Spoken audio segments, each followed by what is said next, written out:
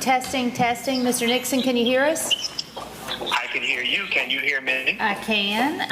Miss Allison, can you hear us? I can. Okay, great. Good afternoon. We'll start in just a second. Sometimes we need a redo. It's been a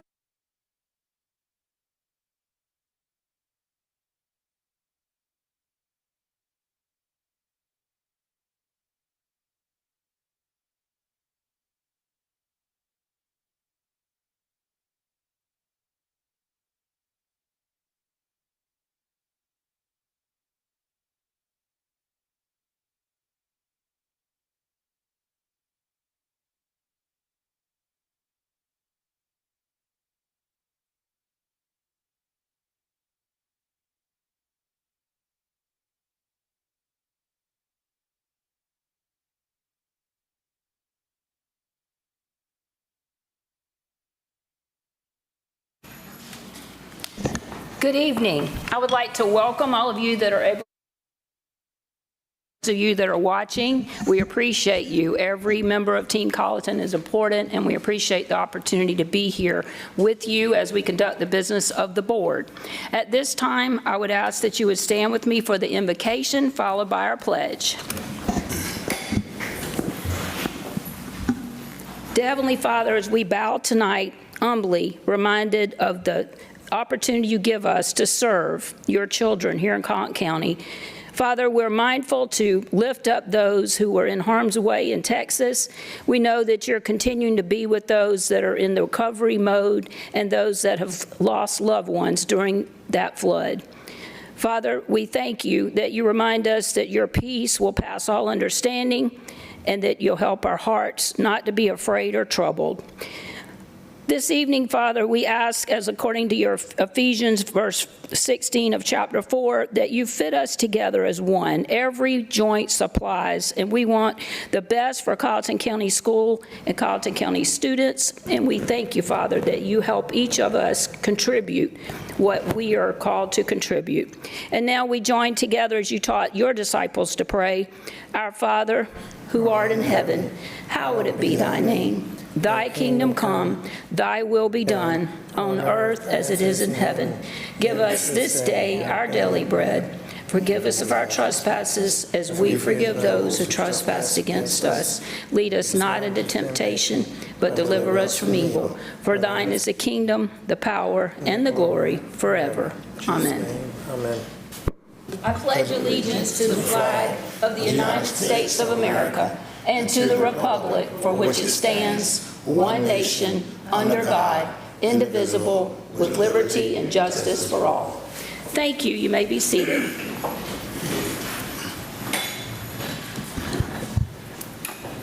Our mission statement that is before us, I've asked Trustee Cunningham if he would recite that for us, please. It's on the agenda.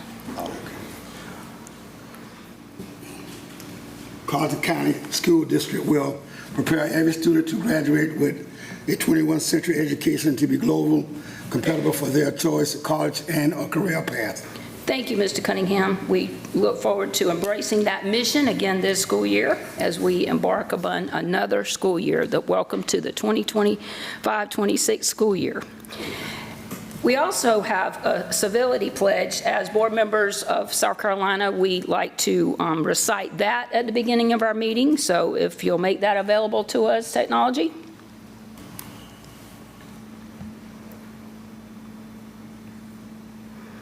Thank you. Board members, please join with me. I pledge to build a stronger and more effective school board by advocating for civil engagement, respecting others and their viewpoints, and finding solutions for the betterment of my school district. Before you, board members, and emailed to you, we have an agenda set for this evening that hopefully will cover everything that we need to accomplish before our next meeting on August the 12th. So if there is a motion, I would entertain a motion that we approve this agenda as prepared. Madam Chair, I make a motion that we approve the agenda. Second. There's a motion and a second. Any discussion about the agenda set forth for tonight? Hearing none, all those in favor, please say, show your right hand. And joining us by audio is Mr. Trustee Nixon.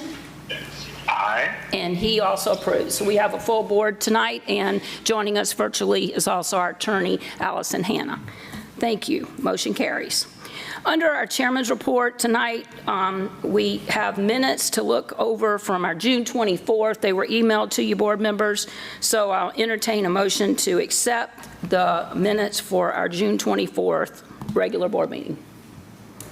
Madam Chair, I make a motion we approve the minutes as presented for June 24th, 2025. Second. There's a motion and a second. Any discussion about those minutes? Hearing none, all those in favor, show your right hand or say aye, Mr. Cunningham, or nay. Aye. Unanimous. Thank you. Moving on, board members, please make note on your calendars. Our August meetings are already preset. We'll have our committee of the whole on August the 12th at 5 and our regular meeting on August the 19th at 6. Thanks for accommodating our July calendar so we could collapse everything into this one meeting since we had just met on June 24th. Please make sure there are calendars sent to us for invitations to be put on our calendar if we'd like to attend the convocation and other events that will be happening the end of the month. And in August, Ms. Williams has attached that to our Friday board briefs, so please make note of the calendars that have been sent, and thank you, so we can stay in touch with what's happening. And we know you had a successful day today and can't wait to hear more about that. And we anticipate some good things happening as school begins for all of our staff and students. So board members, you can make note of that. Moving on to section 3, we're excited tonight to have some recognition because, as we all know, one of our core values is that every member of Team Carleton works for kids. We make important contributions towards our school system becoming a world-class school system. It takes all of us. So, Ms. Williams, Superintendent Williams, we welcome recognition of student and staffs. All right, good afternoon, and I want to say thank you to Chair Strobel, and good afternoon to all of our board members. Good afternoon to the public, to our administrators, to our staff, parents, community members. Thank you all so much for being here tonight. It always gives me great pleasure to recognize our students and our staff for their amazing accomplishments. And tonight we have just a few, but they are powerful recognitions. And our first recognition is a student recognition, and I'm going to turn this one over to Dr. Wright or his designee because this is one from our athletic department. And I'm going to ask Dr. Wright if you would come over and just talk to us a little bit about this special young lady that's being recognized tonight.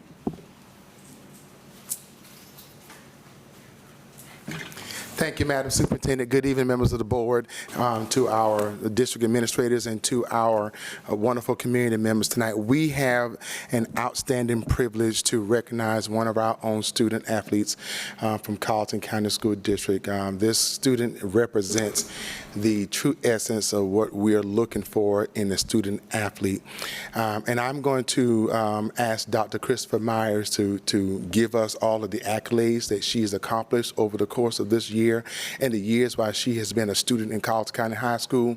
Board member Superintendent Williams, you will be just floored and elated to hear the accomplishment of this young lady and what she has done to represent our school district tonight. Dr. Myers. So it's a privilege to recognize the student athlete this year. This was the first one we had signed this year, one of our many student athletes we had signed.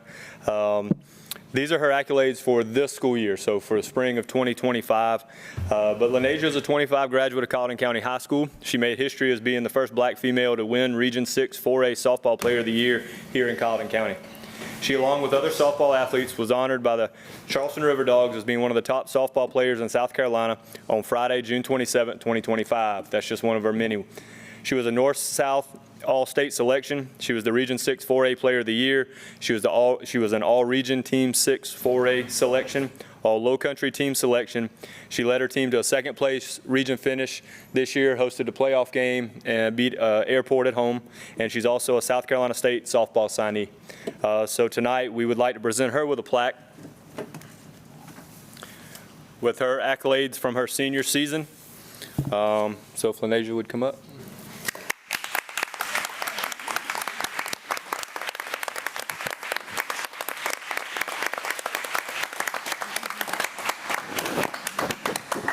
Great.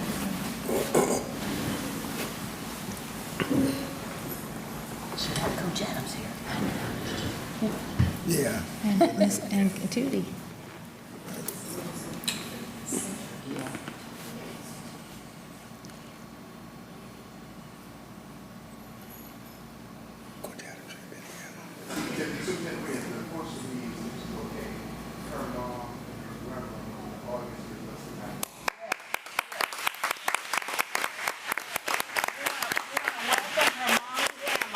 And I know Coach Adams is going to get a copy of this picture for sure, with an autograph.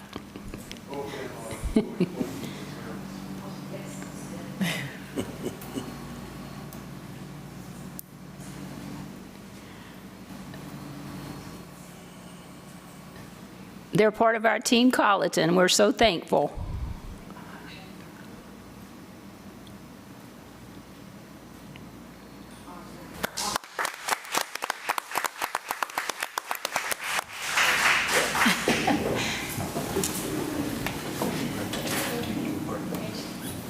When do you go? When do you go? You're thinking about it. That's true.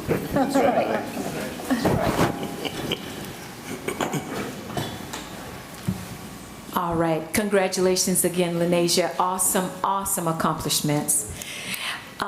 Our next recognition, and tonight, you all, I am following the tenets of the Leadership Challenge, which one of the tenets is enable others to lead. So I'm calling on different department leads tonight to come up and do these recognitions. So tonight, I'm going to ask Ms. Janice Hedden if she would come up and recognize 3 special persons who worked tremendously in our summer programs, okay? I want that ringtone.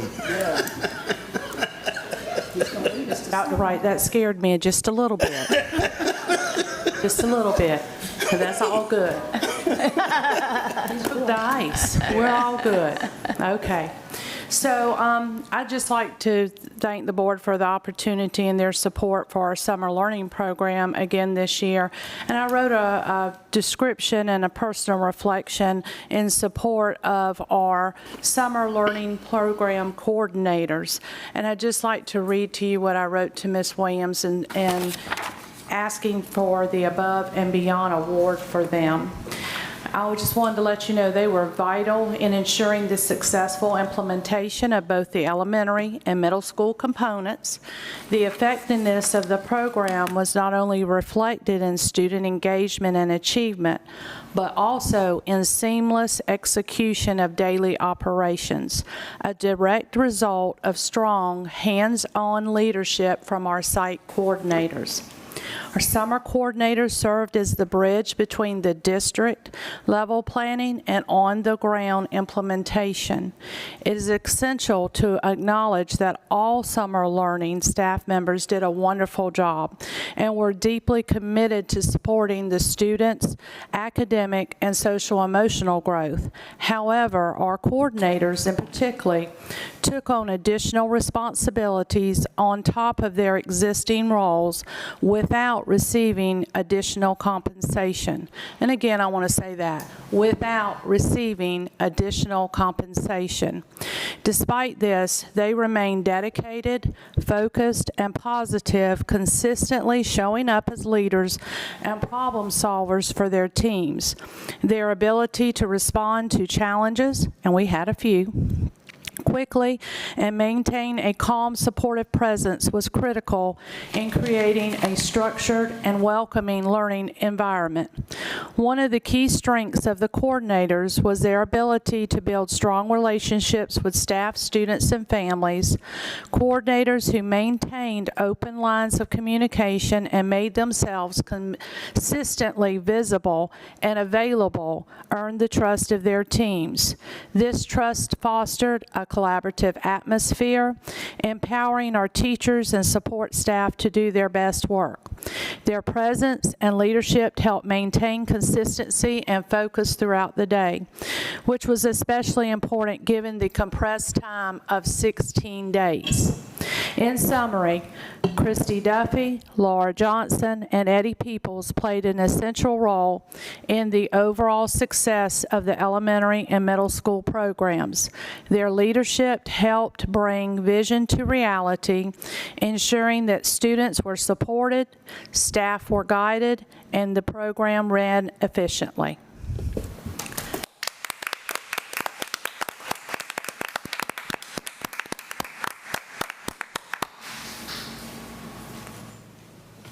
Thank you, Ms. Hedden, for those pictures that you provided, and it looked like a wonderful theme.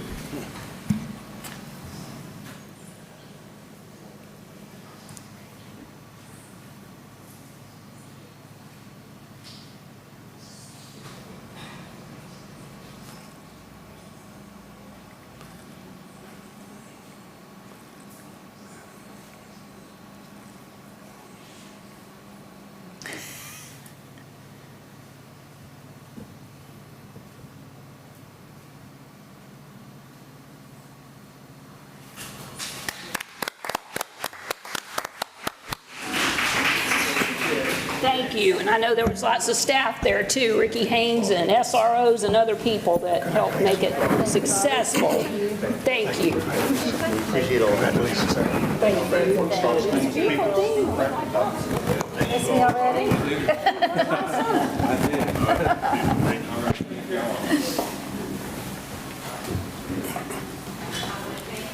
You all again, thank you, Ms. Hedden, for presenting those awards for us tonight. And I want to thank Ms. Duffy, Ms. Johnson, and Mr. Peoples for all of your hard work, because it's all about the kids. Thank you so much. All right, and the time is now. So we have an award that I would like to talk about for just a minute. I'm going to call these two people to come up while I talk about this, but I would like for Mr. Andy Kubik to come up to the front, and also Mr. Brian Wilson. Andy Kubik is our director at Thunderbolt Career and Technology Center, and Mr. Brian Wilson is the automotive instructor there. So if they would come up, and I will let you know what great things they have brought to Colleton County School District. So TCTC, under the leadership of Mr. Kubik and his teacher, instructor, Mr. Wilson, have received 2 grants. One of the grants that they received is an $8,000 grant from Clemson University to host an EV camp, which is electric vehicles, which you all know that's big now. The camp will be introduced at the beginning of this school year in their Auto Tech 1 classes, and those students will be introduced to EV concepts to motivate their interest in preparation for a larger pilot program encompassing Auto Tech 2 and 3 courses. So that's the first grant, $8,000.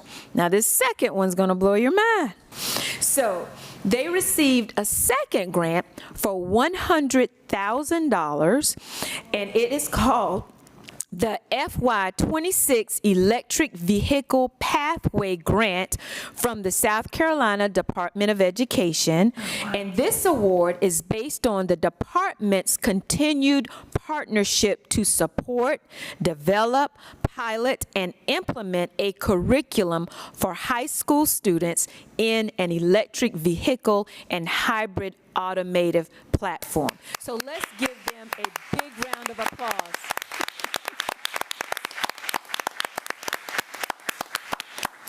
I just want to thank them for their just their collaboration with the State Department of Education and all that you do at TCTC for our students, because it truly is all about the kids. And I know that this is really going to uplift our students and just get them interested in innovative practices such as EV. So thank you all once again, and congratulations.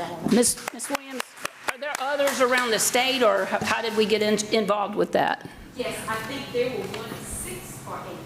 It was initially 1 of 3, now there's 6 of us in the state. 6, very good, thank y'all. Congratulations.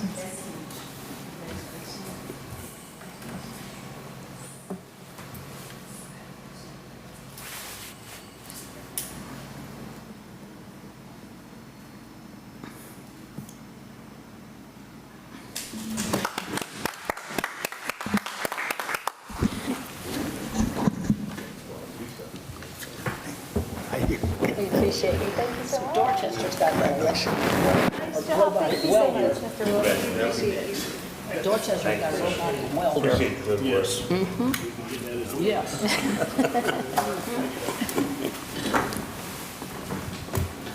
Thank you, Ms. Williams. Any other recognition? Yes, I do have one more, and being that I am in this recognition, I'm going to ask Dr. Wright if he would come over and do this award for me, please.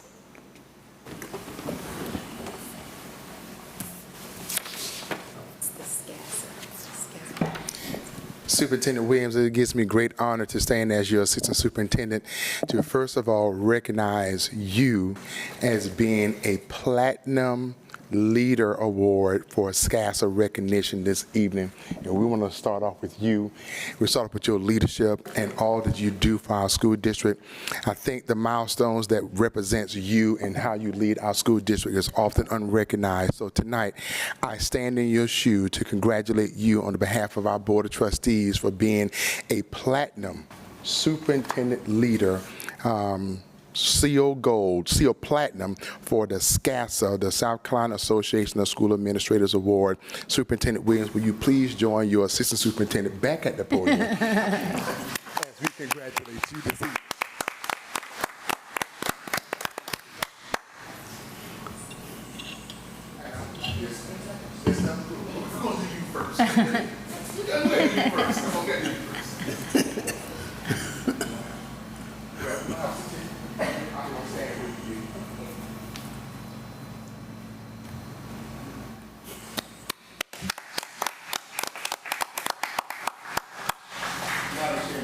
We have three other distinguished leaders on this list tonight that we want to recognize as being leaders of Distinguished of Gold. These two leaders are district level leaders. One is silver and one is gold. We want to recognize Ms. Janice Heading, our Director of Teaching and Learning.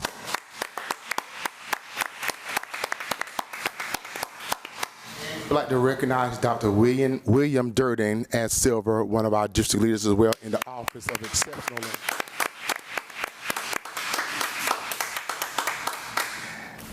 And we have one other school level leader that has reached a milestone of gold from our SCASA seal distinction, and we want to recognize Dr. Keisha Bryan.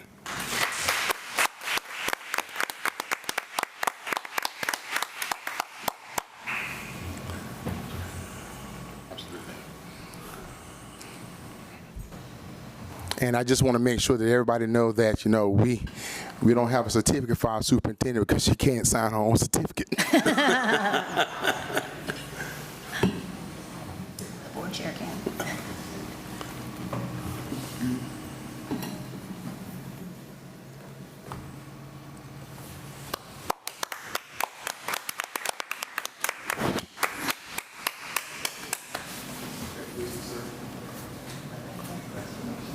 Thank you. Congratulations.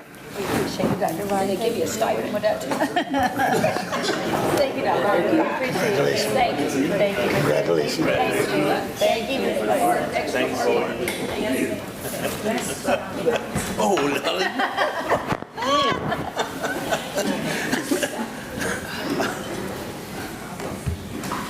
Thank you, Ms. Williams. Does that conclude the recognition? Thank you for bringing those good things to our attention. Always a pleasure. Board members, as we move along on the agenda, there is a need for us to enter into executive session for the discussion of two topics. We do have one board member that needs to join us electronically, so we would need action for that. And I just skipped over, do we have any public comment? Thank you. We'll keep rolling. So we do need to take action, board members, to have Mr. Nixon be able to join us electronically as we enter into executive session to discuss two topics. So can I entertain a motion? I will entertain a motion for a board member to attend electronically. Madam Chair, I make a motion that we allow board members to enter our meeting electronically. Thank you.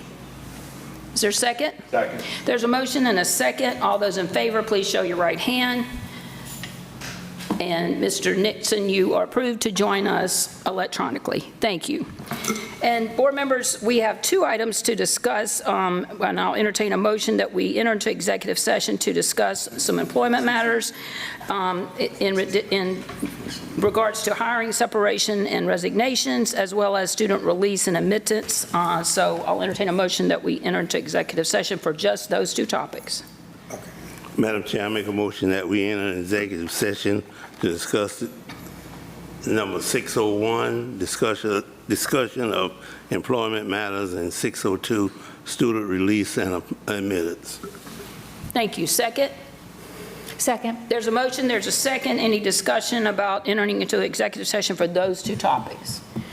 Hearing none, all those in favor, raise your right hand or say aye. Aye. Unanimous. So we will return, and upon returning, if there's any action needed, we will do that, and we will continue with our agenda. So thank you for being here, and if you can stay, we appreciate that. If not, enjoy your evening.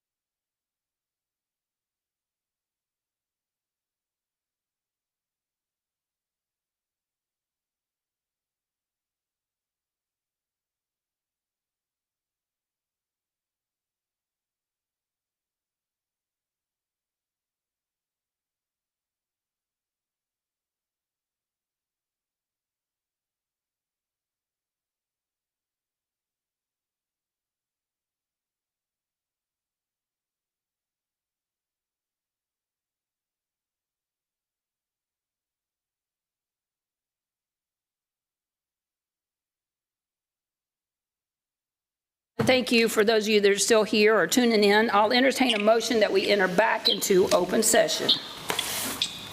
Madam Chair, make a motion that we enter back into open session. Second. We have a motion and a second. Any discussion about entering back into open session? Hearing none, all those in favor, right hand or say aye. Aye. Thank you. And once again, we have all our trustees present. Mr. Nixon is joining us by phone, and we have our attorney present joining us by phone.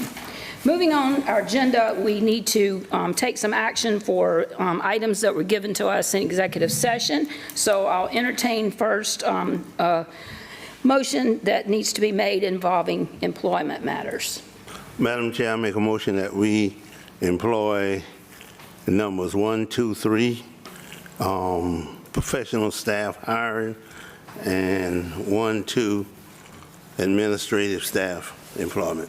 We have a motion that we accept the recommendations for professional staff hire. There were 3, and for administrative employment, and there were 2. Is there a second? Second. There's a motion and a second. Any discussion about the items for recommendation for employment? Hearing none, all those in favor, right hand or say aye. Aye. Unanimous. Thank you. Moving on, we have some other information that was given to us that we need to entertain about student admittance and release. Madam Chair, make a motion that we accept the recommendations for admittance 2005-2006 school year. Second. We have a motion and a second for the acceptance of the student coming to us from another district. Any discussion? Hearing none, all those in favor of accepting the student that was presented, please raise your right hand or say aye. Aye. Unanimous. Madam Chair, I make a motion that we release students 1, 2, 3, 6 from our school district. Thank you. There's a motion according to what we were given for recommendation for release for item 1, 2, 3, 6. Second. There's a motion and a second. Any discussion? Hearing none, all those in favor of the recommendation, motion, and second to release student 1, 2, 3, 6, please show with your right hand or say aye. Aye. And it's unanimous. Madam Chair, I make a motion that we release item number 8 to be released from Colleton County School in the 25-26 school year. There's a motion and a second that we release student number 8 that was recommended to us. The motion and a second. Any discussion? Hearing none, all those in favor of the release of student number 8, please show by your right hand or say aye. All those opposed? Nay. The nays have it. Did you get that, Ms.? Good. So let the record reflect that student number 8 is not released by a vote of 4 nays and 3 Did he yeas. realize what he was? Okay. He voted no. He realized it. Okay, record reflect. Moving on, thank you, board members. Moving on to our open session items. Is there any old business that needs to come before the board that was not on our agenda? Hearing none, is there any new business? Hearing none, we'll go to policy readings. We don't have any first reading on our agenda, but we do have a second reading. Board members, we received information from administration, and the policy committee has reviewed, attorneys have reviewed, and there's time now for action to be taken just for some tweaking of our policy JICJ, possession and use of electronic communication devices, and this allows for the additional information that was needed so that we can have our pouches and other things utilized this semester. So is there a motion for action to accept policy JICJ? Madam Chair, I make a motion we accept the policy as presented. Second. There's a motion and a second. Any discussion? If I may ask some questions, this is the first time that the board has seen the administrative rule that accompanies the policy that was amended last month. Just some understanding, if I may, will each student at the secondary, both middle and high school, receive the pouches Will those be distributed the first week to every student? Yes, ma'am. Every student will receive a pouch the very first week of school when they get there. That is the funding for that was received through a grant that we wrote, and we received that. I'm going to ask Dr. Wright if he would come up, because he and our safety and security coordinator worked very hard on this administrative rule, and I'm going to ask him to come up and just give some information concerning it. Thank you, Madam Superintendent. Good evening again, board members. Madam Secretary, regarding your question, every secondary student will receive this pouch along with their device. Upon administration of the device, they will receive their pouch at the same time. We will have a corresponding device number that will correspond to their pouch number. So they'll be accountable for both their device as well as their pouch. Okay, thank you for that added to our discussion. Any other questions or comments? Dr. Wright, so what happens if the student loses or doesn't bring the pouch on the day that they come for instruction? So we have it outlined that we will be following the consequences that I want to back it up too. I think several months ago when we looked at policy JICJ prior to the initiation of this pouch thing, we initially had all the consequences outlined in our policy. And per the board directives, we took those consequences out of that policy and redirected down to our PDP in our student code of conduct. For the sake of this, we made the recommendations to put those back into the administrative rule, which is listed on page 3, and it has several steps: the first offense, second offense, third offense, and we took a gradual release of methodology in terms of consequences if children don't do it exactly as you posed in the scenarios a while ago, if they don't bring it back. We also, as an administrative team, decided that we were not going to put any unnecessary due harm or extra work on principals and assistant principals, but to put it on the kids that they are actually taking home with them and back and forth to school every single day with their device. If that makes sense. Any other Madam questions, Secretary. comments? Thank you, Dr. Wright. I don't have a question, Madam Chair and Dr. Wright, Ms. Williams. I think that this administrative rule accompanies what the state is requiring of our district and all districts, which is to restrict electronic device use, personal electronic device use during the instructional day. Yes. So this is one way to do it. I just have challenge with providing a technology or a substantive device, the pouch itself, and giving that as a responsibility to students and holding them accountable for something that I personally don't feel is really, it doesn't affect their instructional time. And if a student does not have a cell phone, which there are those that don't have cell phones, this is another added responsibility for them to keep. It is owned by the school and it is borrowed by the student. And so it just feels like it is addressing an issue that I'm unsure is an issue for every student. So I'm just challenged. It's not a discrepancy on the policy. I think I have challenge with the pouches themselves. And I am, however, looking forward to them potentially being successful for both schools in our district. I'm just a little concerned about the methods that we're using, and it's just a trial and error, and I understand that. Just for clarification purposes, Dr. Wright, to be fair, students who don't have phones and don't need this pouch, they have the right to refuse to. Yes, sir. We have a common sense opt-out for children and parents who are just accountable and responsible, and they're not going to allow children to bring their cell phone to school. There will be no use for us having to administer them a pouch on a day-to-day basis. Now, will that child be administered one? Yes. Does that mean that they'll have that on them 5 days a week in the school going back and forth? Common sense-wise, it wouldn't make sense to us from administration, because if the parent is going to help us be responsible for it and they're not going to have it, then there's no need. However, if the parent does not take responsibility and that child decides, being a kid, despite my best raising, I'm going to sneak that cell phone out the house, then of course the rules is going to apply to that kid, and that pouch is going to be in that kid's hand, and that responsibility is going to be on that kid's hand. The administration also felt that it was very important in applying common sense approach to the administration of this rule and this expectation is to reduce more work on teachers. So,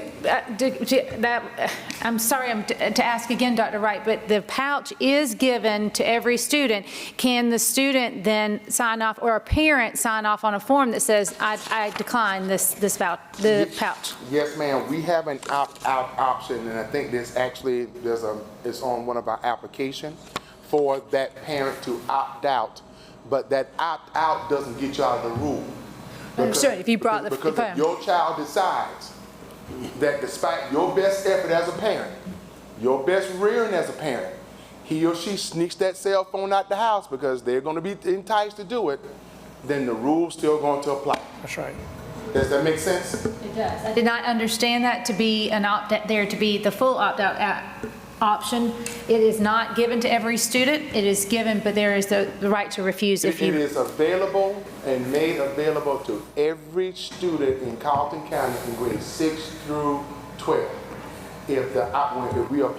When we apply the opt-out provision to it, it's only because a parent is saying that they're going to be fully responsible, Madam Superintendent, for ensuring that when a child walks to our school, they're not going to bring that cell phone. However, that child is still going to have that administration of that pouch assigned to them. They may not have it physically on them. If that parent decides, I'm going to guarantee Superintendent Williams and Principal Eddie Peoples that my child will not bring that cell phone in the school every single day. All right, any other discussion, board members, before we take a vote? Hearing none, we have a motion, we have a second, we've had discussion. All those in favor of the policy with the administrative rule that we've been given to review and discuss, please show by your right hand or say aye. Aye. Opposed? The ayes have it, with one opposed. Moving forward, Superintendent Williams, we look forward to other reports that you're going to bring us in 12.1 through 12.5, because we know effective leadership supports learning and optimal performance for all students. Thank you for sharing leadership earlier in our meeting and letting others report, and we appreciate you doing that for this portion of our meeting. Madam Chair, if I may, before Ms. Williams begins her report, as we were discussing policy items, may I make a request that policy KF, community use of school facilities, be reviewed by the policy committee? Madam Chair, if I may, the policy committee is currently reviewing that. We are waiting on some additional recommendations from the administration as far as the administrative rule and the fee schedule and stuff that goes along with that. The policy part is ready to be presented, but we were, I think, legal advised that we want to do everything all at one time, so we're still waiting on that. Thank you. We'll look forward to that in August. Thank you, Superintendent Williams. Testing. Thank you, Chair Strobel, and good afternoon, good evening to the board again. My report tonight basically is going to talk a little bit about the district getting ready for the beginning of the 25-26 school year. First and foremost, vision is very important, as you know, as we state our vision and mission statements at our school board meetings. And we just want it to be known that our vision is that our students, our district will be a world-class school system that ensures all students achieve at high level. All students, general education students, special education students, gifted students. We want all of our students to achieve at high levels. And the mission is that they will be prepared to be globally competitive for their chosen college and or career path. On this slide, this is a slide of the profile of a South Carolina graduate. And as we work towards our vision and our mission, we're working also to ensure our students have those world-class knowledge, world-class skills, and display those life and career characteristics as outlined by the profile of the South Carolina graduate. On this particular slide, as you can see, the month of July has been very, very busy preparing for the opening of school, and I just want to emphasize just a few events. Today was the first day of our leadership retreat that's designed to prepare our schools and our district leaders for the new year. And today we had a very productive day. Today was a day of team building. We had reflection time after the team building. We took a field trip today. Everybody collaborated with each other. It was really a nice day. When we collaborated, one of the questions that was asked was, from their experiences today, what was one bold move that they would make as a leader in either in the past, what was one bold move that they've made, or in the future. And, there were so many great reflections by our leaders. We talked about increasing voice of our staff and letting our staff be very instrumental in some of the decision-making at schools. We talked about building trust. We talked about not looking at the past so much, but looking to the future and looking at what we can do to increase the academic achievement and the social achievement of our students. We also talked about innovative mindset, like having a mindset of innovation. We talked about building capacity in others and taking risk and knowing that when we take those risks, we're helping others to grow them as leaders. And that's what we should be doing as leaders, helping others to grow. The leadership retreat will continue through Thursday and is being held at the Walterboro Wildlife Center. You're welcome to stop by if you would like. We have our attorneys are going to be there tomorrow morning doing a legal update for our Office of Exceptional Learning, talking about legal tidbits that our leaders need to be well versed in. And then I wanted to emphasize the fact that on the 25th of July, we will have our first superintendent's breakfast for all new staff of the school district. And I'm asking board members, if it's within your schedules, if you would join us to welcome all of our new staff that's coming to Team Colleton. Teachers will return on July 28th and students will return on August 4th. I also want to emphasize that the district has been very intentional in ensuring that teachers are afforded work days to prepare their classrooms for the new year and to prepare for our back to school nights. So we have scheduled that week where teachers will have at least 2 days to work in their classrooms unencumbered. Now, we do have one training that's going to occur for about, I think it's maybe 8 to 10 teachers, the Haggerty training that's going to occur that Thursday, that's going to impact maybe 10 teachers. But as a whole, on that Tuesday and Thursday, our teachers will have those 2 days to prepare their classrooms for the new year. The District Professional Development Day will be held on Wednesday, July 30th, and that will be held at Colleton County High School. We will have our district convocation on Friday, August 2nd, and that will be held in the PAC Center and the gymnasium at the high school. And again, board members, you are welcome to attend this very high energy, high-spirited event that's going to occur on that day. Ms. Williams, would you clarify the time? Because we got another invitation. The time for the breakfast is at 8 or 8:30? The breakfast, did we put 8 o'clock on that? 8:30. Okay. 8:30 for the breakfast. Okay, thank you. Mr. Hamilton says 8. Thank you. You're welcome. And where is the math if we were to stop by? You said Wildlife Center for the administrators. Where's the math training? So where's the math training? What math training? It said on this week there's math training on Thursday. Yes. You can come up to the mic. The food is gonna be there. please. We've had ongoing math training that's going on. We had today, the State Department came in and actually used our boardroom, and they hosted a math training. We also have OGAP math training going on for elementary, and then we also have a secondary math training going on.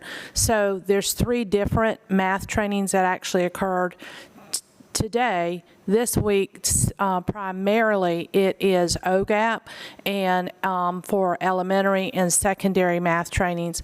Those are held in rooms, training room 2, training room 1. We've been using room 317 in adult ed, and also room 341. Thank you. All right, I've already talked about the leadership retreat. Just wanted to let you know about. Madam Question? Chair. Yes. Yes, sir. Ms. Williams, Superintendent Williams. Yes. Where is breakfast going to be held at? You say that. Breakfast will be held here in the Okay. boardroom. All right. Yes, sir. Want to know where the food is going to be.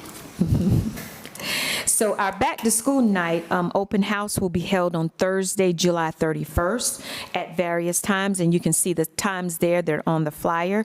The times were scheduled to allow our parents with children who attend various locations the ability to attend all that pertain to them, as the times are staggered. And we have placed all of this on our website and our district webpage as well.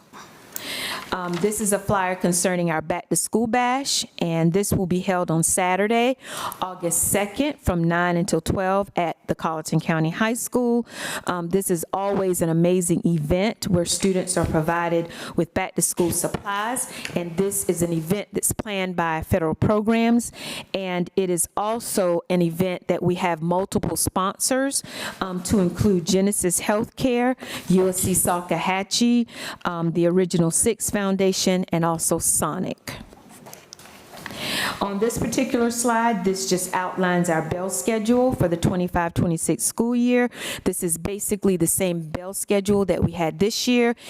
It did not change. On this particular slide, this is the schedule for our 4K and 5K students.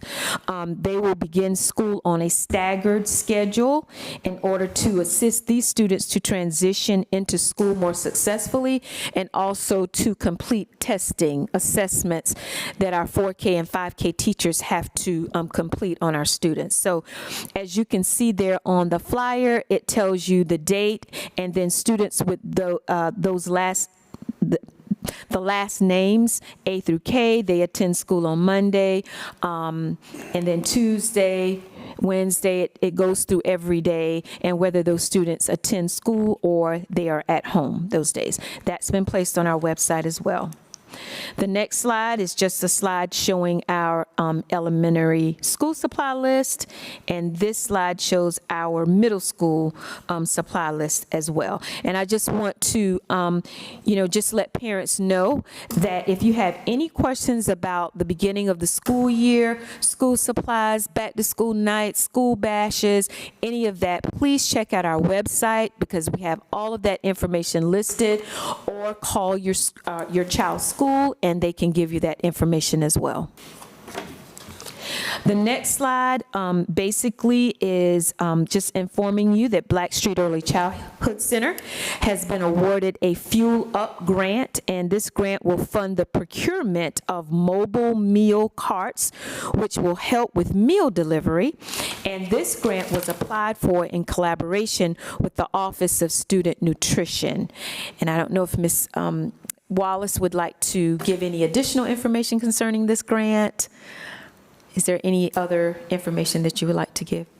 So we're very happy to have Blackstreet awarded with this grant. This grant was awarded through an alliance called Gen Youth and also the Dairy Alliance. So we're very happy to have this grant. If I may, Ms. Williams, will the cart usage be for all students? For all students. Okay. Especially for breakfast, and the principal says she's trying to have the students go physical education throughout, and so they're going to do snacks as well. Oh, great. So snacks and breakfast. Great. Thank you. All right, and then the last slide, these are just policies that are very, very important for our parents and our students to be aware of. And those policies are policy JH, which addresses student absences and excuses. Per our board policy, any absence from school represents an educational loss to our students. So we want to encourage our parents to make sure that their children are attending school every day. The policy outlines written excuses are required. It also outlines when a child is considered truant, and then it outlines what intervention plans are required when a child is truant. Another policy that we will stress at the beginning of the year is JICA. This is our dress code policy, and I would like to reiterate here to parents that our school district does not have a uniform policy, as I know is required by other schools that will be operating in our district, but our district rather has a dress code policy that gives students choices on different it gives you the basic structure for determining appropriate dress standards for our students. Pictures will be placed on our website for greater clarity for our parents so that they will know and see our dress code policy. And then lastly, our policy JICJ, which you just approved, electronic possession and use of electronic communication devices in school. And this, as you know, is a part of the State Department's Free to Focus initiative. And that ends my report. I'll be happy to answer any questions you may have. Board members, any questions on that report? Yes, I do. I have a few questions, mainly a comment. With school quickly approaching, I am super excited that we have announced that we are looking into starting a law enforcement program in our district. Now, I know we've put out openings for a teacher. Hopefully, we have some people applying. I know I've been questioned by numerous people. There's still some concern about possible potential salary, whether it's going to be a full-time or part-time position. I know that's why some people are hesitant to apply just yet because they don't know all the details. So I would, say maybe if we could put that out as more of a hard plan on what we have decided for that class, so that maybe people would be less hesitant to put in for that position. I would also be amiss if I didn't mention to thank our county council for graciously increasing our budget by 3 mills. Without that money, we wouldn't be able to fund this program because of our tight budget crunch in our district. And I know they were also in a tight budget crunch and cut a lot of things out of their budget, but they did increase ours. So I want to thank them.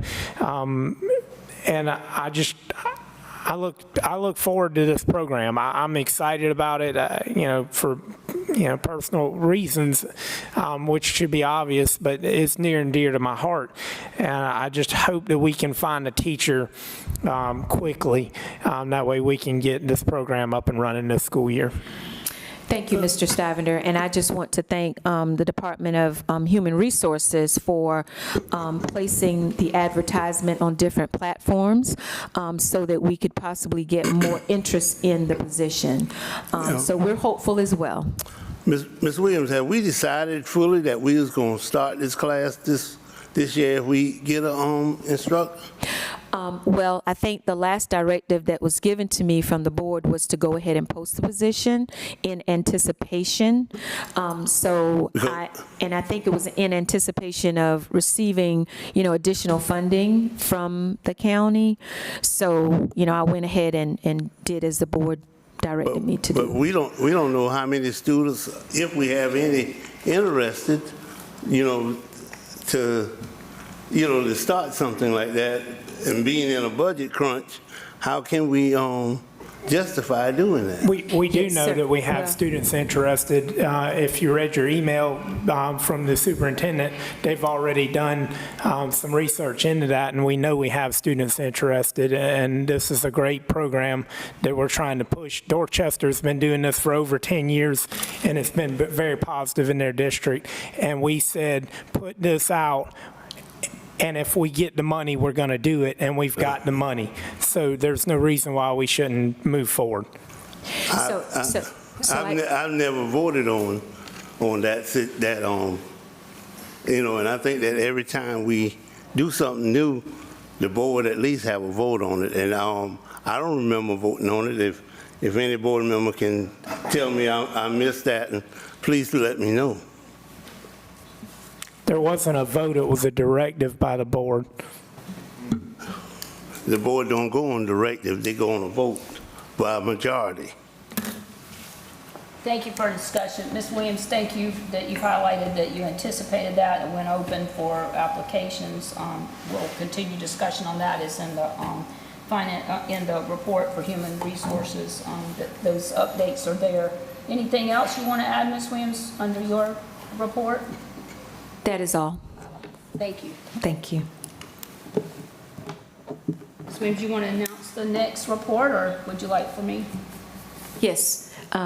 Ms. Hamilton, you can come on up. Our human resources report. Good evening. Good evening. I do not have anything to add. I just want to highlight, we will welcome our new teachers on July 22nd. That's a Tuesday. We will be at the Collin County High School in the auxiliary gym. We will onboard them on that day. We're super excited about inviting them. And then on August the 1st, during convocation, we will announce our District Teacher of the Year and our District Support Employee of the Year. So just want to highlight that. And that'll be at the Performing Arts Center, yes. right? The convocation for new board members is at the Performing Arts Center on the first Friday in August, starting at 8? What time is convocation? Yes. 8 o'clock. Yeah, starting at 8, yes. So that'll be exciting to hear our Teacher of the Year. Any questions for me? Chairman Strobel, if I may, I don't want to, I don't have a question, I have a comment. And I don't think I can say much because the discussion was in executive session, but I just want to say thank you to you and the HR department for the hard work, for some of the information that we did get about vacancies being filled and stuff. It's greatly appreciated. Thank you so much. And it was in her report, if she wanted to highlight, how many openings do we still have? If you want to highlight things you're still needing, instructional coach at Hendersonville, just highlight some things for our audience or people, things we still need. Yes, ma'am. So I just want to preface this by giving kudos to my team, who has been working very hard, and to every principal and hiring manager for ensuring that we have our vacancies filled. We do have a need for an instructional facilitator at Hendersonville Elementary School. We also need a librarian at the high school, an art teacher at the high school, and 2 health teachers at the high school. So I want to highlight those because those are hard to fill specialty areas that we're still looking for. So if anyone out there with certification to teach in those areas, please contact me. I'll be happy to walk you through whatever steps you need to take. And Spanish, right? Oh, thank you. I got you. Yes, Spanish. Anyone out there certified to teach Spanish or in a program or have gone through school to teach Spanish and would like to teach that, we would definitely entertain that option. Just give us a call in HR. We'll be happy to help. And Mr. Nixon? I'm sorry. Mr. Nixon sings in Spanish, he let us know, but I don't think he wants to teach Spanish. Is that correct? That is true. Spanish, Italian, French, and German, but I don't want to teach any of those. Well, get your solo ready, okay, when we get a Spanish teacher hired. All right. Madam Chair. Thank you. All those zeros for not people we don't need on July 15th looks really good. Can we give HR and her staff compliments? Thank you, technology, for flipping to that. I'm a visual learner, and it was great to see all those zeros. Ms. Williams, Ms. Wicken. Just wanted to say, Ms. Hamilton, you're completely fine. I just wanted to say that you already said this, but to highlight the fact that our needs continually change. And so you reported a lot tonight and shared a lot with the board, but an individual that is interested in working for our school district should reference the website because jobs become available on a regular basis. And so there might be something there that you are interested in, so please check it out and know that it will be updated. You rarely hold true to anything you put in black and white because it changes so very quickly. So the website's the best place to find that information. Our website and HR has a nice Facebook page that people follow, and it's kept up to date. So thank you, Ms. Hamilton. And just one more thing real quick, based on what Ms. Whitkin said. We talked about all of those new alternative pathways to becoming a teacher. So we can, not that you need to do it here, but if we can just make sure on our website, on the Facebook page, that those are highlighted as well. Maybe someone heard tonight and they said, well, I'm not a certified Spanish teacher, but I lived in Spain for 20 years and I have a bachelor's degree. There are ways for you to still be able to come and help us and become a teacher without the traditional 4-year college education, all that kind of stuff. Yes, thank you for highlighting that. That's absolutely correct. And our state just passed a proviso where you can have the degree. So if you have a degree in Spanish and you want to teach, you are allowed to do that under this proviso. So thank you again for highlighting that. And thank you for the idea. I will repost our Pathways to Alternative certification. Thank you. Thank you, Superintendent Williams. Your next item? Yes, thank you, Ms. Hamilton. Now we're going to call Mrs. Barrett to come up with our finance report.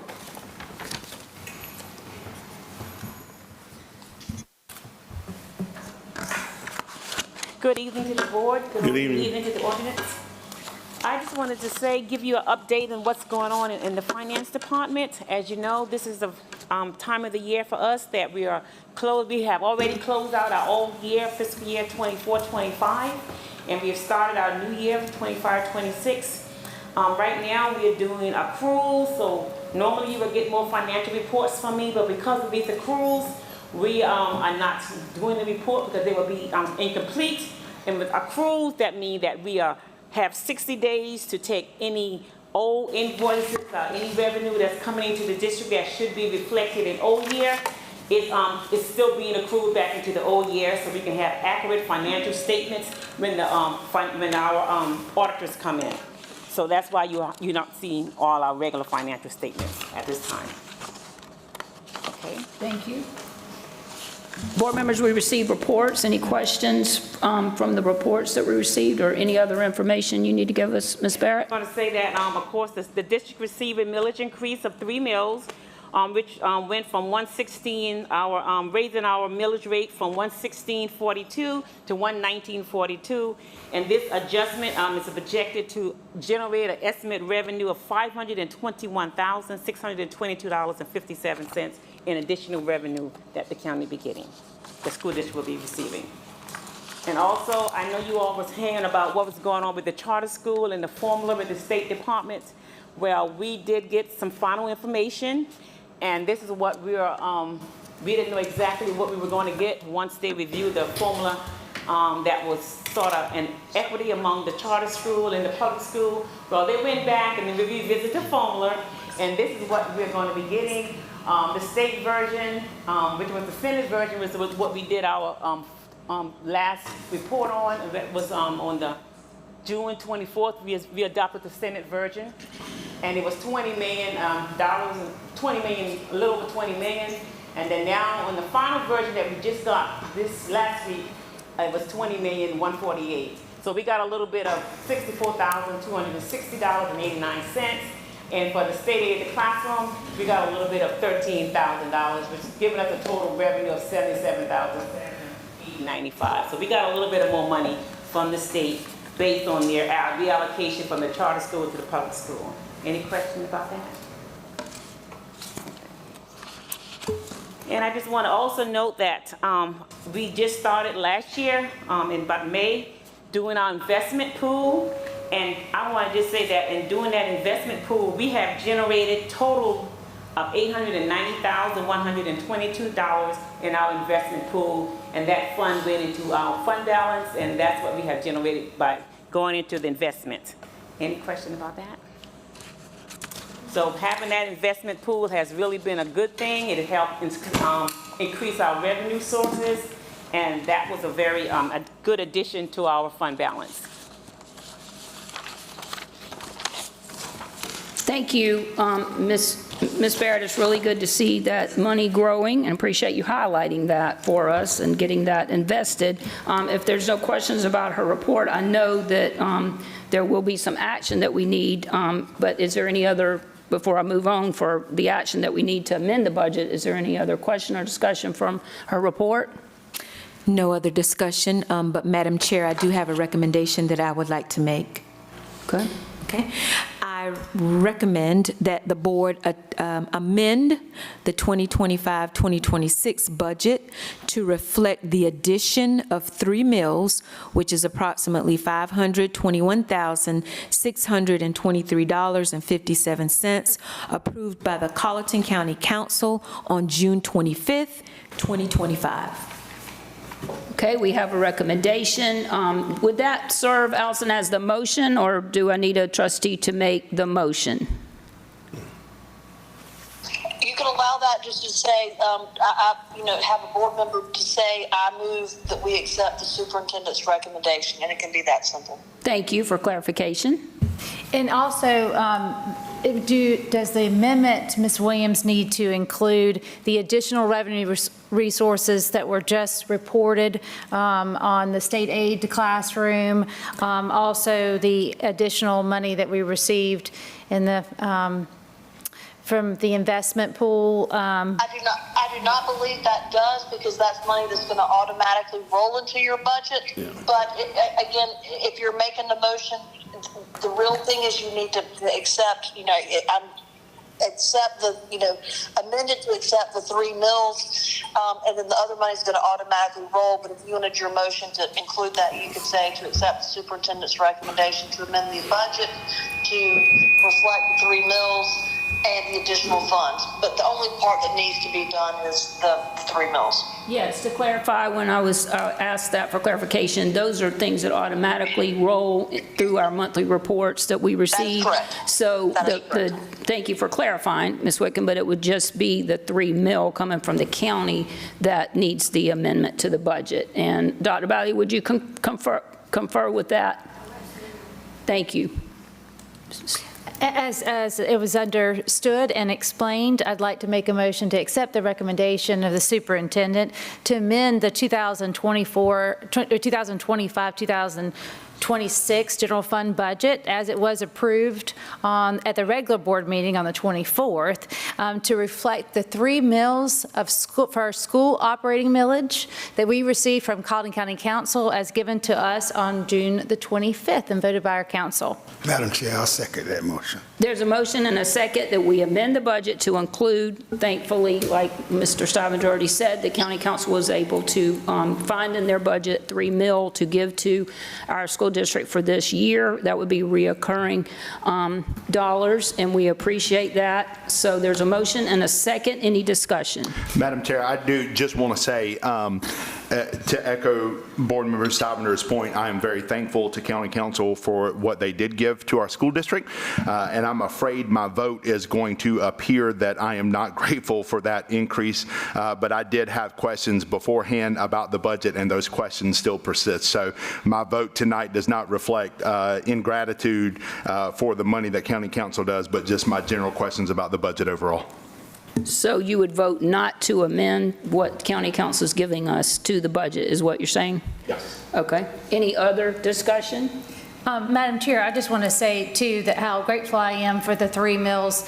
And those are 3 school operating mills that are being provided by and was voted on by the county council. And that is assessed from taxpayers in our county through businesses, vehicles, and second properties. So that is a distinction that I think is very important for us to identify, that the operating millage for our school district is taken from a very small place for taxpayers. It is not assessed by everyone, and it is a school operating millage, different than a mill increase that the county can assess on everyone for all county operations. This is different. This is three mills specifically for school operations in our school district. Also, the specific amount of $521,000 will be used, Ms. Williams, if you might confirm as I speak to this, that a lot of that money will be used for the increases in our salaries for certified staff as mandated from the state legislature. They've only provided 75% of the funding of the $1,500 increase that our certified staff will receive this year. So we are so grateful that our county will help us with the local dollars that we will be able to use for those increases to certified staff. Thank you, Ms. Witkin, for that update. And may I add also that attending our county meetings, if you haven't kept up, they have a lower fund balance than we do, and they have cut their operating budgets in each department. So it was a generous offer, and we haven't received that in many years. Mr. Murdoch can testify because he's been on the board longer than most of us. So we're very grateful that they were able to find a way to help us with offset our operating costs that we had to go into our savings, and we've trimmed our budget greatly. So any further discussion? We have a motion and a second that we amend and add what county is generously giving us. Hearing no further discussion, all those in favor of amending our budget to include the extra $3 million, which is approximately $521,000 added to our operating budget, please show your right hand or say aye. Aye. Opposed? Let the record reflect that there were 7 in favor of the amendment to add the $3 million and 1 opposed. Thank you. Thank you, Chair Strobel. I also would like to... Thank you. 6. Let me correct, Mr. Murdoch, it's my vice chair for a reason. 6 in favor and 1 opposed. I don't get it all right after 9 o'clock, I promise you. Thank you, Mr. Murdoch. Ms. Williams? Yes, I would also like to add to the discussion that our certified staff will receive a step increase this year plus the $1,500. And our classified staff will receive a step plus a 2% cost of living. So we're very happy to be able to provide that to our staff this year. Thank you, Ms. Williams. Coming next on our agenda, there's something new that we need to do, and we received, thank you, Ms. Barrett, through her office, and it is brought to our attention, was in our email that we could read. Ms. Williams, do you want to say anything before the board takes action on the resolution that's needed? No, just that this is a very good program, the Community Eligibility Program, and it provides our students in elementary, middle, and high school the opportunity to be provided with free lunch every day. So this is a very good resolution to adopt. So you can see on your screen, and it's not a very long resolution. We'd like for our public to be aware, and I will sign it as chair if it's approved, and Secretary Wickham will sign. Trustee Savage, would you read that just so everyone's aware? They probably can't see that fine print. Sure. Whereas S425 requires that the local board of trustees of any district in which all schools are eligible to receive the free federal reimbursement rate for all reimbursable school breakfast and lunches served pursuant to the community eligibility provision CEP outlined in section 1795A of the Title 42 of the United States Code must adopt a resolution indicating its degree of participation, if any, in CEP. And whereas Colleton County School District currently maximizes the benefits of the community eligibility provision by participating in CEP at every elementary, middle, and high school, and whereas Colleton County School District finds enormous value in this opportunity for the students and the community, now therefore be it resolved that Colleton County School District Board of Trustees, in compliance with the S425, affirms continued participation in the community eligibility provision at every school for the upcoming school year. Thank you. So is there a motion that we accept the resolution? I will sign it if you so approve, and Secretary Wickham will sign. We need a motion that we accept the resolution, and it will be recorded so that Ramona has that, and it's done as it's supposed to be by the board. I'll take a motion. Madam Chair, I make a motion that we accept the resolution as presented. Thank you. Is there a second? Second. There's a motion and a second for the resolution. Any discussion? Madam Chair, I just want to highlight the fact that our school district does, our students receive free breakfast, lunch, and any additional snacks. Thank you, Ms. Wallace. I just want to thank the Department of Student Nutrition for everything they do for our students. It is amazing to be able to stand here and support such a worthwhile effort. I'm not quite sure why our state legislators need this resolution by our board, because quite honestly, we're going to do whatever our students need, no matter what they tell us is best for our kids. And it's really wonderful to have such a wonderful group of people working for the benefit of our students. And this is not something that every child gets. If you live in Colleton County and you attend Colleton County School District, it is a wonderful, advantageous offering and ability for us to give. And so I just want to put it as a notch for Colleton County School District that we do great things for our kids and we take good care of our children. Thank you, Ms. Wicken, and I welcome the opportunity to partner with the state legislators and the money that flows for our children. So I see it as a positive that the board is allowed to partner with this. Other comments?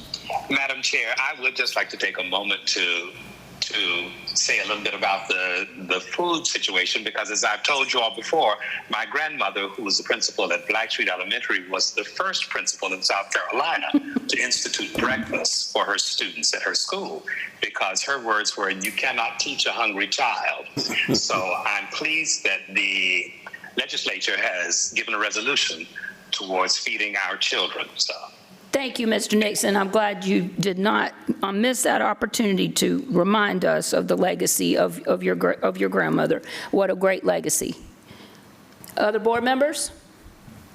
Hearing no other discussion, all those in favor of the resolution that was presented, read to you, please say aye or show your right hand. Any opposed? Aye. Thank you, Mr. Nixon. Unanimous. Thank you, Ms. Barrett, for making sure we took care of that so you can get that document. And I'll sign off wherever it is, and Ms. Wicken, and we'll get it where it needs to be. Thank you. We're moving on to our academic and student affairs. Our core purpose, as you know, is teaching and learning, and we welcome the opportunity to receive the report that was given to us and answer any questions I'm sure can be answered for our interim superintendent update from Dr. Cordelia Jenkins. Thank you, Chair Strobel. I'm going to ask Mrs. Hedden to come up, and she's going to provide information concerning the report at this time.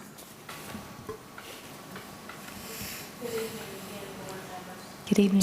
Try it again. Good evening again, board members. I will highlight a few items from the Division of Academics and Students Affairs Board Report. First, we'll start with the Summer Safari presentation. There we go. It's a pleasure to be able to present on the Summer Learning Program. Our program directors, I'm going to first talk about the Summer Learning Program. That was our elementary program that was hosted at Forest Hills Elementary School. I want to just take a moment to publicly thank Mr. Guarino. He's very graciously opened his school to us for the last 2 years, and his continued support and collaboration have played a vital role in the success of this initiative.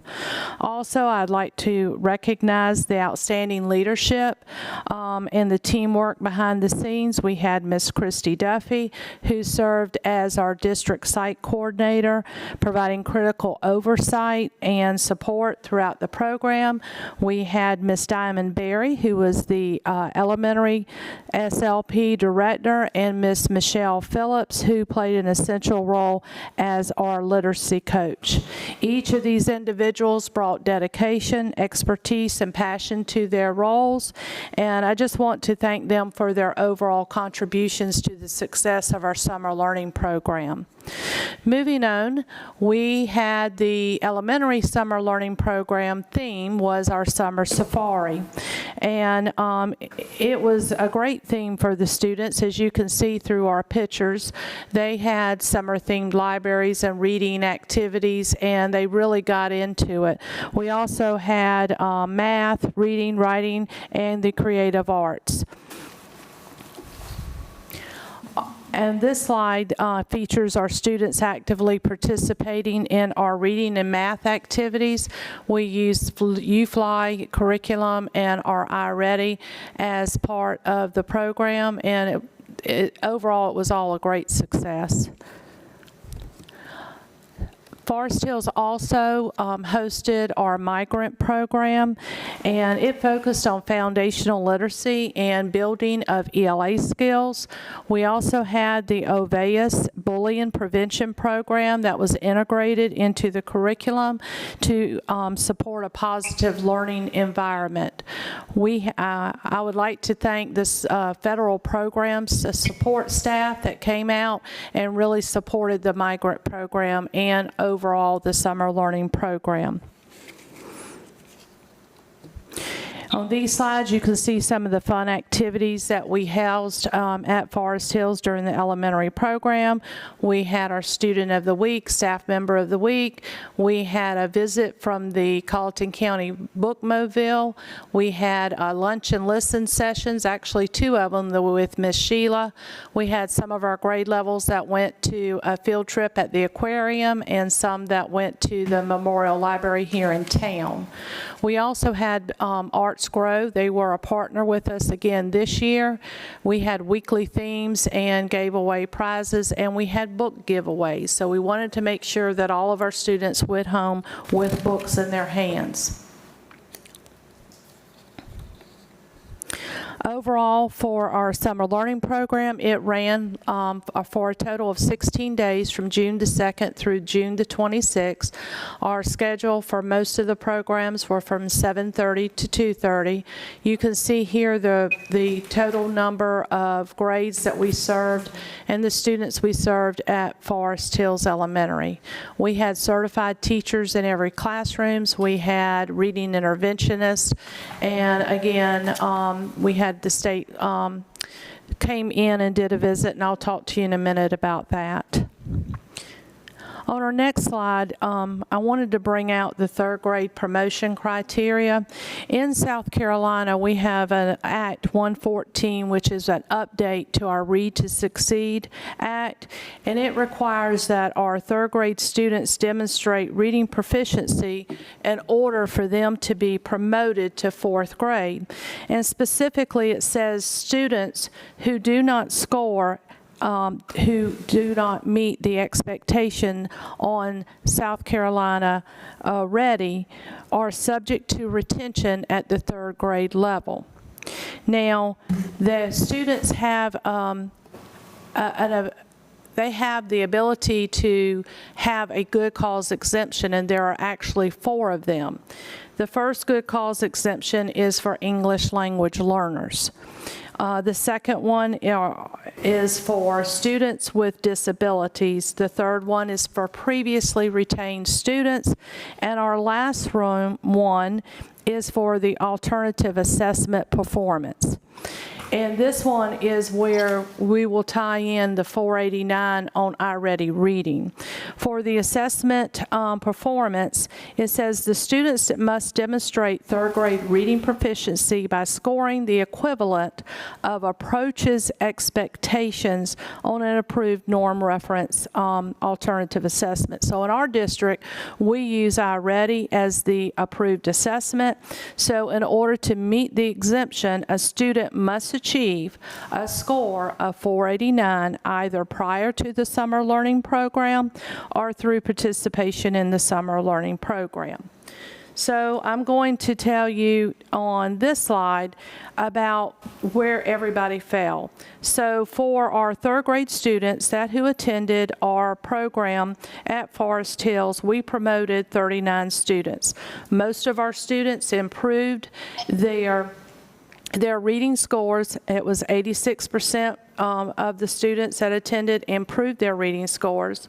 We did, however, have recommended retentions of 19 students, and you might ask, well, why? Because they came every day, they did what you asked them to do, but they did not meet the requirement of a 489 on iReady.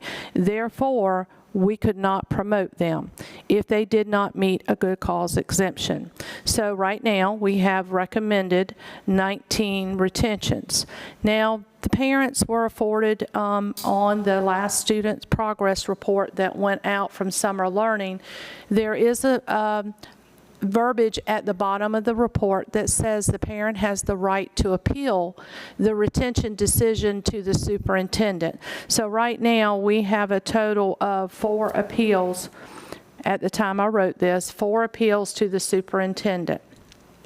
She will make that final decision.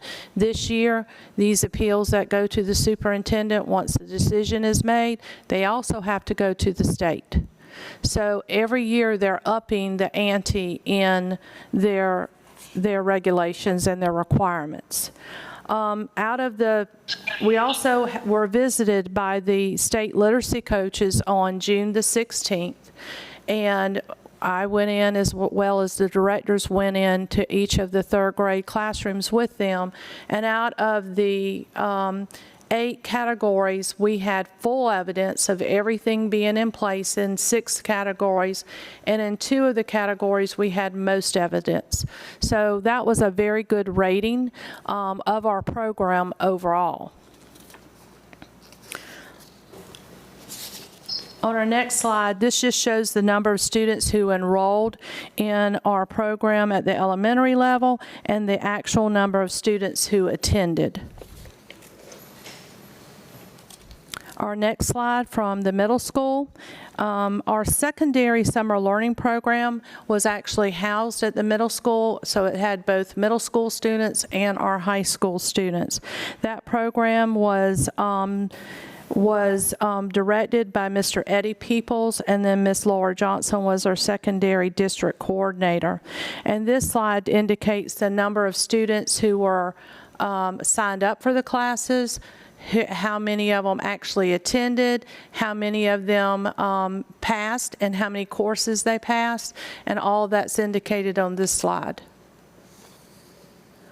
Our Twilight program is our credit recovery option for our high school students, and again, it was also housed at the middle school. We had a total of 14 students who participated, and the number of courses that were completed were 17. I wanted to make sure that you understood that at the time that we're planning this, we start our planning in December, and we go through every month. It is high on CNI's target list. Every week, we're planning for summer learning for it. When we plan, and we're planning by the number of applications that come in. For whatever reason, the actual number of students who actually attend sometimes, as in this case, are much lower. So I just wanted to make sure that you understood that clarification. Our GAP program was also housed at the middle school. It is actually an enrichment initiative. It's sponsored by the 21st Century Community Learning Center, and it's designed to support our middle school students. This year we had a total of 50 students who attended, and we had 7 staff members.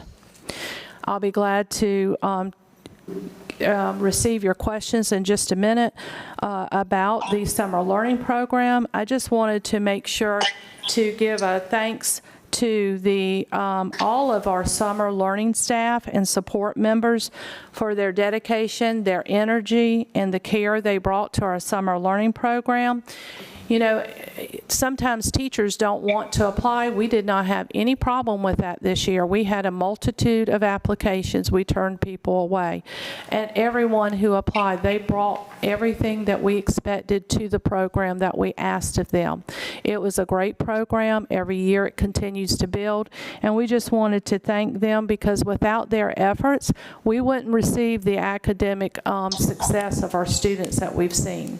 So, you know, there's a lot of good success stories here, but it all goes back to the staff. And I just wanted to make sure that everybody knew that. And now I'll be glad to take any questions you might have on the summer learning program. Board members? Ms. Head, now I wonder if you could just give me a little bit of clarification on the Twilight program. 7 staff members to 14 students? That's why I brought out the enrollment. When we hire off of enrollment.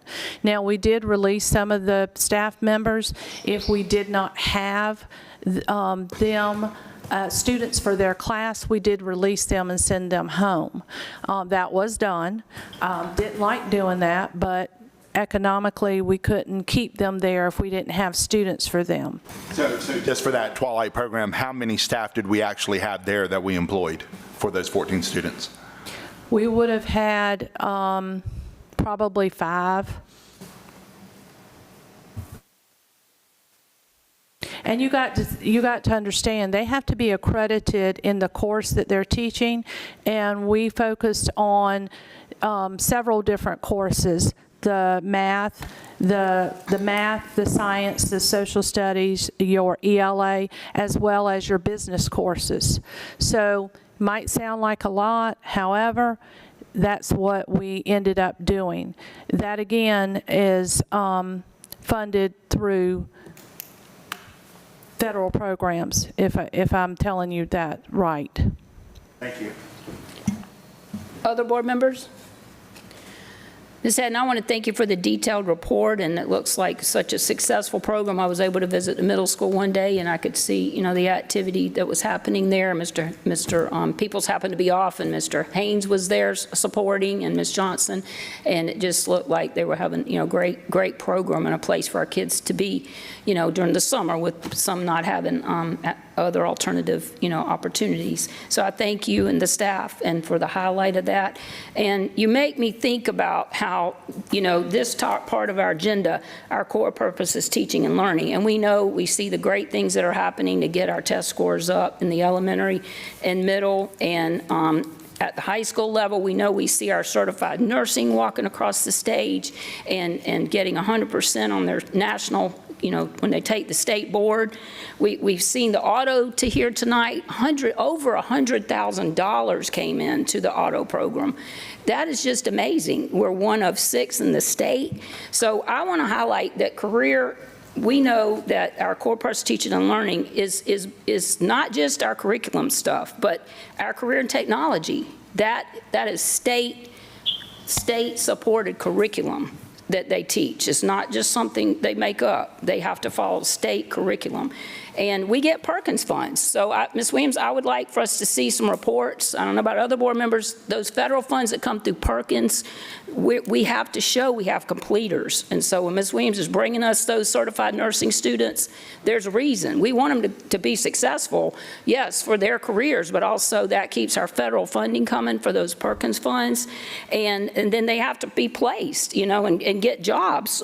That's another thing we're held accountable for. It helps our high school report, our high school report card when they're career ready. And when we give more options for our students, such as law, that came up as an idea after we had the Barber Nail successfully opened and the ribbon cutting.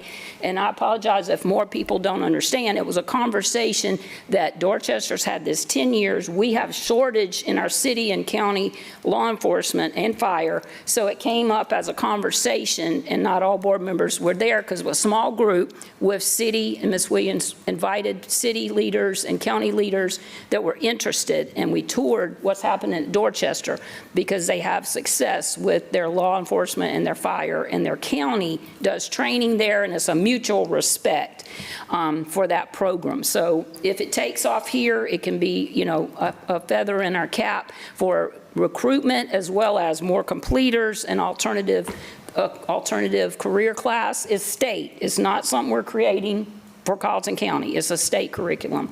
So I apologize if more people didn't understand. If we need to bring it to a vote, Dr. Bagley, Attorney Hannah, you can let us know, but Superintendent Williams anticipates if we can start that program with a good certified instructor and students, then that would be another career for our students. And there are many others, you know. They have 3 welding programs at Dorchester. We have 1.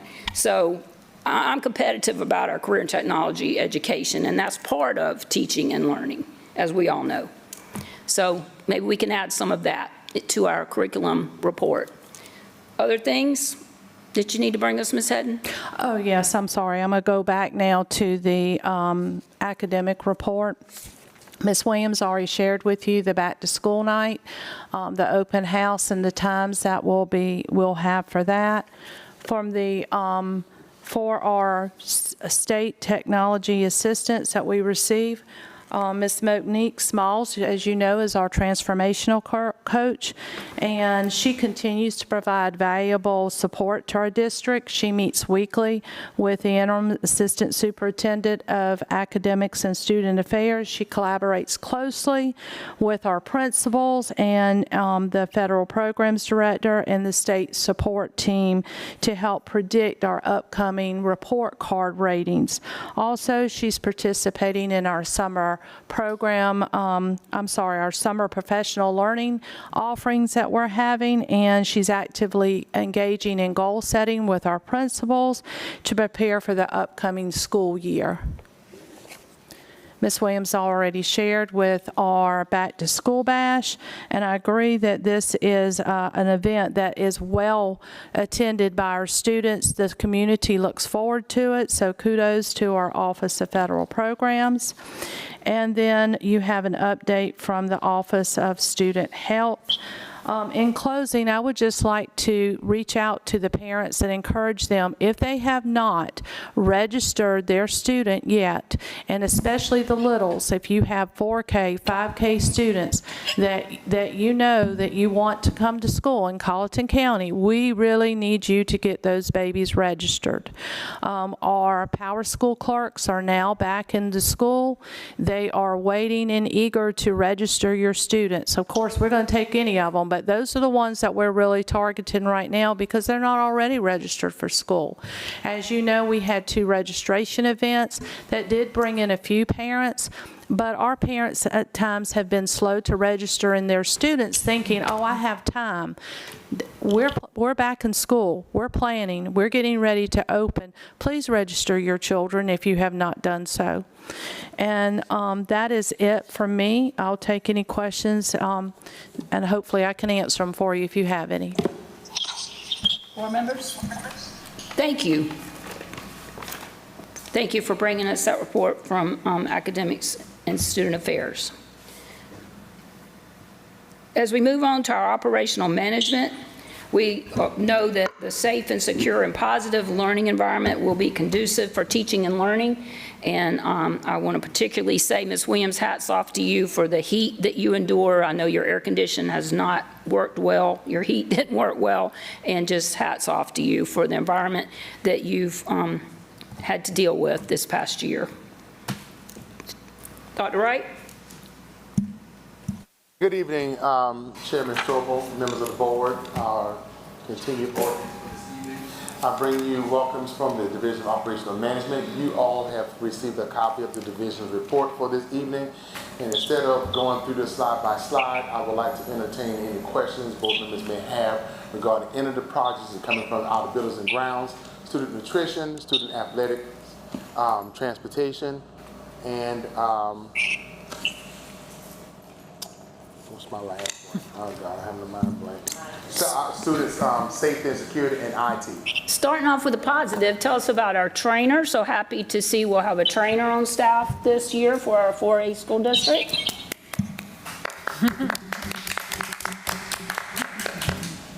Madam Chair, it's been an honor to work beside Dr. Christopher Myers, and we gave him the charge to really close that gap before the end of the school year, so we can have one beginning of the school year.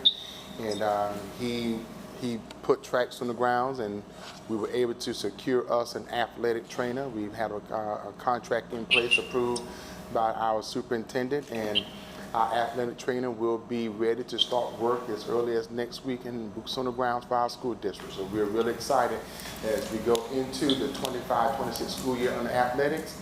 If we have any children that experience any professional personal injuries, we will be able to treat that professionally right there in the school district. Thank you, Dr. Wright. We look forward to meeting her, and hats off to others such as our attorney, Jasmine, that was able to help us with how other districts secure when we couldn't hire. So thank you, Dr. Wright, for your and Chris's leadership.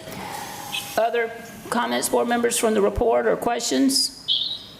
Madam Chair, if you allow me to, we're just excited about our pavement project at Carlton County Middle School and the direction we're going with that, as well as the work we're doing with our Carlton County High School re-roofing project. So we got those things going in upward trajectory.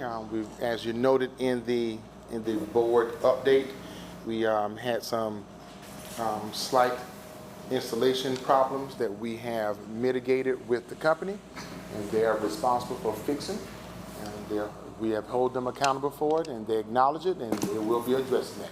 So we're excited about it. And one of the beauty of this project is now having our Director of Buildings and Grounds in place to actually help me to assist watching these small things that takes place, and I'm very grateful for having him here and helping us with this process.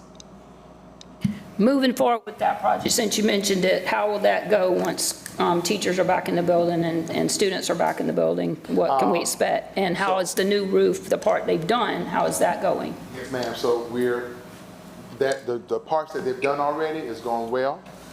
We're using the opportunity to also inspect that after some rain activities. They see that we're seeing any leaks potentially after any rain activities for internal people to report that to us. And if we note any of that, what we actually do, we get with the general contractor who's boots on the ground so we can make note of that. And the same process we did with the district office building is the same process we're using with the Carlton County High School roof. We're going to begin school as usual. We have a section by section map on where the contractor will be throughout the course of the school year so that we can make sure we mitigate continued safety of our children and staff during that time. So it will not have a direct disruption of instruction, but there may be some sounds and walking on roofs that may take place that I think are just part of the natural process of roof construction. As far as the flow of traffic or, the outside, will there be separate areas or will there be need for things to be marked off? I think as we get closer to the school and when they get to certain sections of the buildings, we'll have those places demarcated for where we may redirect traffic or redirect student parking. Other questions, board members?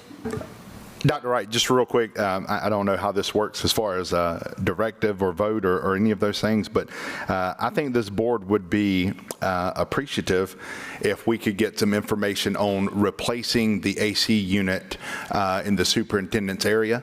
Maybe we can't get RFPs done on that, but maybe we can get some guesstimates so we can know what we're looking at. This issue has gone on for entirely too long, and I applaud Chairman Strobel's admiration of our superintendent for putting up with that, but we're past the point of that now. So as quickly as possible, if we can get some information on what this board is looking at as far as numbers to get that situation replaced so we can be done with that, I think that would be greatly appreciated. Yes, sir. And I can actually give you, Madam Superintendent, give the board some information on that as early as tonight, not necessarily on numbers.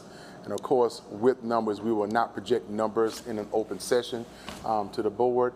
But I would like to give the board a little background on the level of work that has gone in place since this thing went out back in April from my office and my work, and then having our new Buildings and Ground Director in place and what we've done up to this point. We have had a significant number of challenges in getting companies to respond to the fixture of that air conditioning unit. Let's add on to, not only we've had issues with getting companies to respond to it, but when I brought multiple companies in, they became more afraid to work on that unit due to the design of that unit. We had to look at the previous architectural design of that unit, where it came from. Once they got into it and started looking into it, we've even got pushback from companies that in order for them to move forward with potentially fixing it, we would basically have to dismantle that whole system with a new architectural design in place with a brand new system. We went to the extent of looking at job order contracting and having that in place to help us to look at other particular companies that can come in and give us a scope and sequence. Today, Member Irvin, we are still working on getting commitments from any company that's willing to put their hands on to either fix that air conditioning unit or, more importantly, to replace that air conditioning unit. I can tell you with absolute certainty, we've had up to 5 companies that have come in and given me various quotes on various aspects of what they thought needed to get fixed, but no one has ever come to this point to tell us specifically what's wrong with that unit, and if so, what will be their bottom line price for fixing and or replacing that unit. Lastly, once we put out an RFP, because we thought if we put out an RFP to this, we can maybe solicit some major companies to come in and either help us to fix it or replace it. When we put the RFP out, we had one company to solicit for our units across the school district, not just the district office, but across the school district. Their prices were so inflated that it will behoove us as good stewards to tell them no thank you. So a part of our strategy is that we're going to try to resolicit. We're going to get boots on the ground by calling some of those same companies that we called out earlier to look at those units to see whether they will be interested in bidding on our full district HVAC replacement upgrades for our entire school district. Will encounter the district office as well. So there's been a lot of work. Even bringing Justin in on place and trying to use some of his contacts from previous school districts, we're getting the same answers. They're either afraid to get into it, they don't know what to do with it, and if so, they're leaning towards replacement, and they can't even tell us right now what the replacement cost would be for this unit in the school, for our district office. Thank you, Dr. And Ms. Williams, if it's pleasure of the board, could you give us in your Friday update? We don't want you to have to continue, so if you could give us that in your Friday update each week, the progress, if that's the pleasure of the board, rather than waiting until a month. And just to be clear, Dr. Wright, I appreciate the update and I appreciate all that information, but I just want to make 2 clarifying statements, and again, this is just from me. I'm just one board member. One, I don't want any more information about that air conditioner, about repairing or patching or anything. I want information on getting it gone and getting a working air conditioning in for our superintendent for the rest of the district office. And the second clarifying statement, I'm glad we're looking at scope of work for the entire district. I want that air conditioning unit fixed. So as soon as we can get information, we can go back and look at the rest of the district later. But our superintendent and members of our district office have been suffering with that not working for entirely too long, and it's time for this board to make a decision to get it fixed. Absolutely. Thank you. Board members, other board members. I want to make sure that the board understands that while I mentioned about a replacement, a repair, it was also about replacement for the air conditioning unit as well, and that has been the forefront of our work in trying to get companies to replace that thing and not repair it. Thank you, Dr. Wright. Other board members? Thank you. Ms. Williams, if you can, tell us what you're doing to make things comfortable. I know you have some fans and other things, but yes. Any other board members want to speak to that? It doesn't just need to be me and Mr. Irwin, but you can see the challenges she's been facing. I second Mr. Irwin's sentiment. Get it fixed. Now, yesterday. I had a question. Thank you. Ms. Williams, if you need to relocate or whatever to make things better for you to be conducive, and I know you have to conduct meetings and other things. Thank you. Anything else from the report?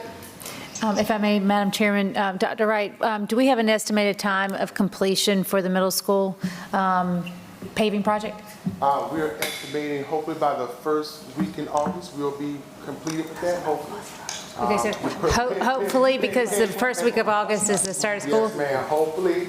But when I brought this to y'all's attention, remember, we were talking about any weather and rain and all that kind of things that may impact that. So our anticipated time will be by the first full week in August to have that completed. If I may, if it's not, is there a contingency plan on? Yeah, hopefully if there's a contingency plan, will be one side to be finished, and we'll be using the parking lot on one side until the other side get done. That's Okay. our contingency plan. So, and just walking through as a parent, I mean, I'm there on Thursday night for, we really have to have it Thursday night because that's where parents park for open house. Yes. So just keep us updated. I just want to make certainly will. sure that is, Dr. Wright, just as a parent, it's a congested area already on open house night. If we don't have a parking lot there, we need to call sheriff's office and have people direct traffic. It's a major area on specifically open house night, but then too on the first day of school. So thanks for taking good care of those people that are just excited to get school started and may need some direction if our parking lot is not open. Certainly, absolutely. Thank you. Board members will be in school by the time we get together on August 12th. So any other questions from the report or comments? We normally have to make sure fire systems are working, so I didn't see that in your report. Where are we on fire system inspection or knowing that everything's working? We've had some fire inspections, and I've made the information to the board during our capital improvement. That's one of the things on the list that we need to work on, is getting some of these fire alarm systems replaced in our school district. And so that's a capital improvement project that's at the top of the list. I understand that, but we want to make sure we're not in, everything's in compliance. Well, in terms of everything being in compliance, we got some things we got to work on in our school district, and it's directly related to our fire alarm systems. I don't want to get too much into Okay, safety. Ms. Williams, we want to make sure we get all of that updated, and I'm sure you are quite aware of being a principal. All right, any other questions, comments? Okay, hearing none. Ms. Williams, thank you for providing those updates, Dr. Wright. And we'll move on. At this point, board members, we have two discussion items that we need to go back into executive session. I want to say thank you for those of you here. Apologize for the length. At least it wasn't 2 meetings this month. It was 1. But we do have 2 more items we need to discuss, board members. So I'll entertain a motion that we go back into executive session to discuss and receive legal advice on property and contractual matters. When we come back next month, we hope to have everything done with Ruffin, so we need to hear about that. And 15.02, we need to have discussion and receipt of legal advice as we move along in the process of superintendent search for the following school year. So is there a motion? Madam Chair, I make a motion we enter to executive session for items 15.01 as already read and 15.02 as already read. Second. There's a motion and a second that we enter into executive session just for those 2 topic items. Any discussion? Do we need to vote for? We already voted in this setting for him to come in the back. So Attorney Allison, do we need to vote for Mr. Nixon to go in the back again virtually? You do not. You've already voted. Thank you, Ms. You're Wicken. allowed to do it. A motion and a second discussion. Can I see a show of right hands or aye that we move into executive session? Mr. Nixon, would you like to go with us in executive session? Yeah. I think he hung up. So we have a majority. We do. I think he's going to join us. Oh, Yeah. Thank you. Madam Chair. Yes.